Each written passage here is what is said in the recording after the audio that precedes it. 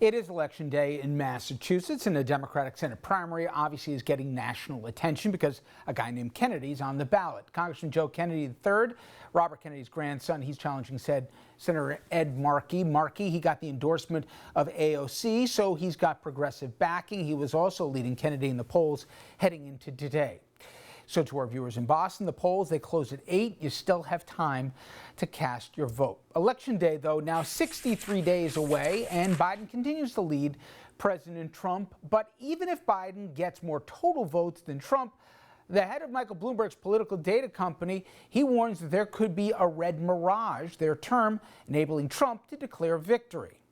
We believe that on election night, we are going to see Donald Trump in a stronger position than the reality actually is. We are sounding an alarm and saying that this is a very real possibility, that the data is going to show on election night an incredible victory for Donald Trump. That is likely to be what we see when every legitimate vote is tallied and we get to that final day, which will be someday after election day. It will in fact show that what happened on election night was exactly that, a mirage. So if you play out that scenario, many election experts, they're worried that the president, he won't wait for all the votes to be cast. Instead, he'll declare victory before all the mail votes are counted, which are expected to be heavily Democratic. Then we have a full-blown constitutional crisis. Good times. Then we get to Florida. It's one of the most vital swing states, as you know. It's also the only state that actually held up the results of a presidential election because of the problems counting ballots. And you don't need me to remind you about Bush v. Gore in 2000, those hanging chads. Now, despite that, President Trump said last month that Florida can handle mail-in voting even though other states cannot.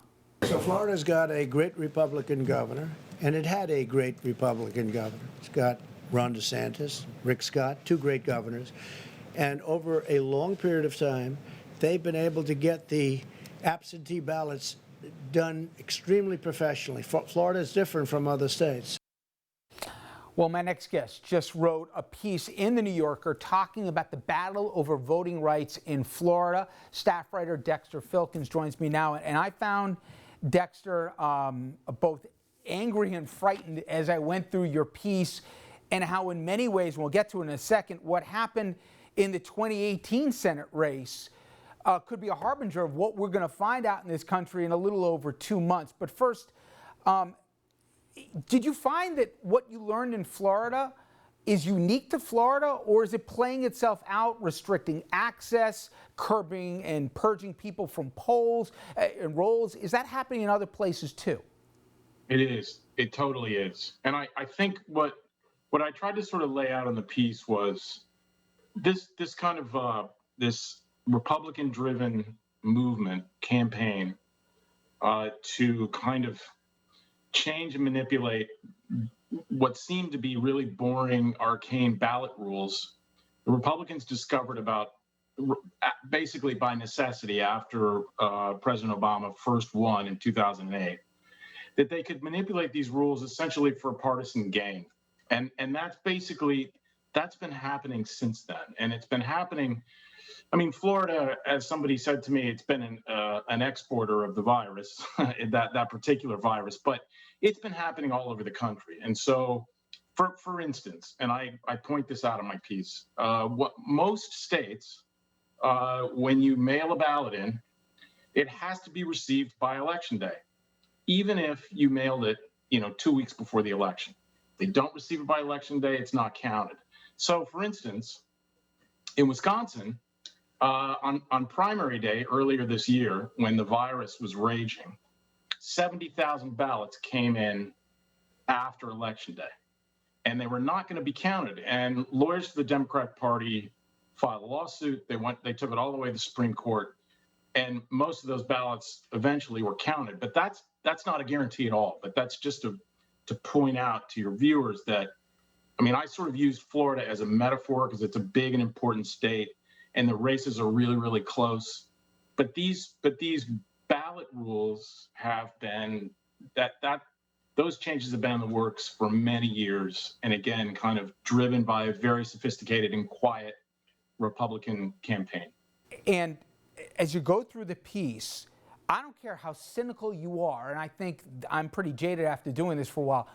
I never had any idea how systemic and concerted the plan was to keep people from voting. I want to quote here one of the guys in the piece.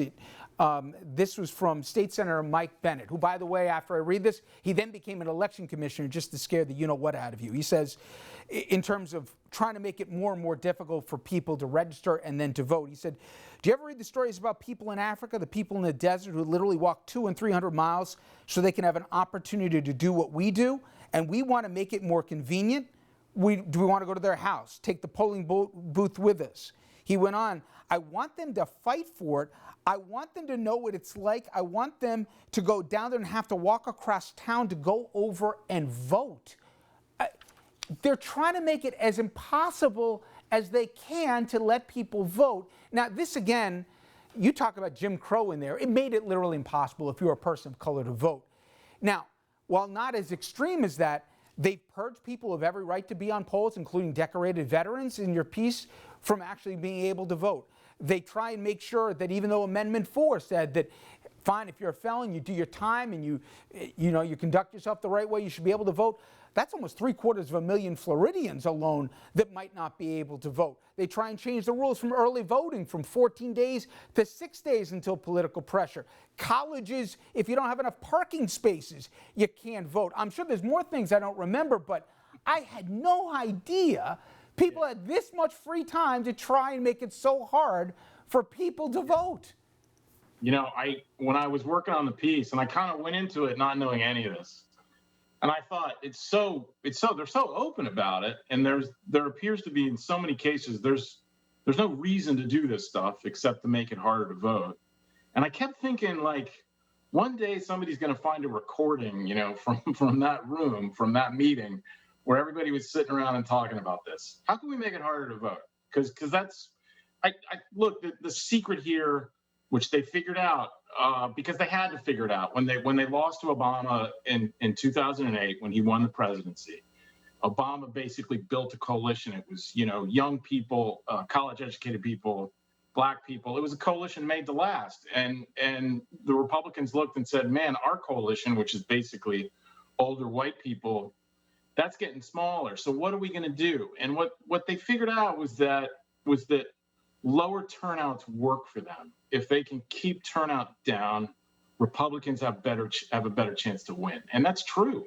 And it's true just because likely Republican voters vote more often than anybody else. And they tend to be better educated. They tend to be wealthier.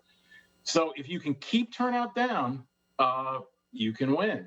And so that's the sort of genesis for all this, which is like, and what you mentioned, just like kind of shaving the rules here and there, making it harder to register, shrinking the time for early voting, just rules like that no one even ever pays attention to, make a huge difference, particularly in a state like Florida, which is like perfectly divided. Then you get to 2018, and I remembered how close a Senate race you had with Nelson and Scott, but I didn't remember the detailed aftermath, that it came so close. By state law, as I understand it, Dexter, it was mandated to have a recount. And then all of a sudden, Scott goes, they're trying to steal it. They're trying to basically, trash the American flag. I won't stand for it. He didn't even wait, goes to D.C., does a photo op that he's the declared winner. And then some familiar faces, Matt Gaetz, DeSantis, and the rest of these guys now are players. And we never, to your satisfaction, do you think we ever got every vote counted in Florida to know who really won? I mean, it was separated by only, 12,000 votes before, Scott declared victory? Yeah, I mean, 10,000 votes out of 8 million cast, that's less than 1/10 of 1%. I mean, it's astounding. I mean, and I think what was so disturbing about going back and looking at that race, and it was 2 years ago, 2018, Rick Scott and Bill Nelson, the Senate race. It's a preview of what you could imagine in November. They're just it's a polarized situation. Nobody trusts anybody else, and they're just going after each other. But particularly, I have to say, particularly on the Republican side. I mean, Scott is, as you mentioned, he's saying, I'm not going to stand here as these unethical liberals try to steal this election from the great people of Florida. And Matt Gaetz saying, this is a dry run for stealing the election from President Trump in 2020. I mean, they were just really, really poisoning the water, and that, it just, reading that and talking to people about that, it just made me think, oh my God, is this what we're in for in November? And this brings me to a scary consideration, which is, and I'll personalize it, I got a loved one who has underlying health conditions, and she says, no way, I'm not going to take a chance with everything with the post office, that I'm not going to get my vote counted here somehow. I'm going to go to the polls. And I said, you're going to stand in November risking you-know-what in the middle of a pandemic? Come on. But part of me says, screw it, don't even risk the mail-in voting. Is that, Dexter, almost what's going on in Democratic circles, where they have to make almost a health calculation to say, don't risk it because there's no line that is inconceivable that the president won't cross to try and delegitimize an election or even wait for all the votes to be counted? Do you think that kind of triage decision is happening at the highest levels right now? I don't know. I mean, I think what's really scary to me is if you look at the forecasts, and the forecasts are in Florida, and this is just Florida, so, multiply this by 50. But in Florida, you have so far, or the forecast is that there will be 4 million people voting by mail. And that is like, that's like a tsunami of paper coming into the election supervisors' offices around the state. There's 67 counties. And if you just take 2018, fewer people voted as are likely to vote in November, you had thousands of ballots coming in, tens of thousands of ballots coming in on Election Day. I think 170,000 ballots arrived by mail either on Election Day or the day before. And then they kept coming. I mean, thousands of them, like the day after the election, the next day. And so I think something like 15,000 ballots arrived after Election Day, never got counted. And that's because they didn't get there in time.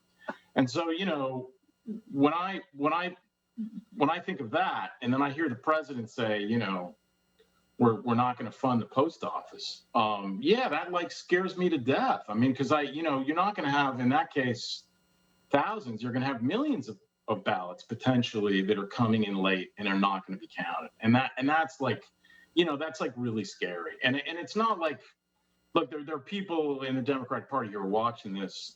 There's a very prominent lawyer named Mark Elias, who I mentioned in my piece, and he's got 18 lawsuits going across the country trying to basically open up the rules to make it easier to vote by mail, for all the reasons that you just said. But yeah, it's scary. It's going into November. Yeah, I'm terrified. I am. And I think I speak for a lot of viewers, getting more scared by the day. It's a fascinating piece. It's Florida, but in a microcosm, it's what we could be looking at in a little over 2 months. Dexter, I appreciate the time. Thank you so much. Thank you, sir. All right, when we come back, everyone, the former head of Medicare and Medicaid under President Obama, he will join us to discuss how politics is impacting the administration's response to COVID. Now, we're seeing it at the CDC, the FDA. It could impact how a vaccine's developed and whether or not it's rushed to market.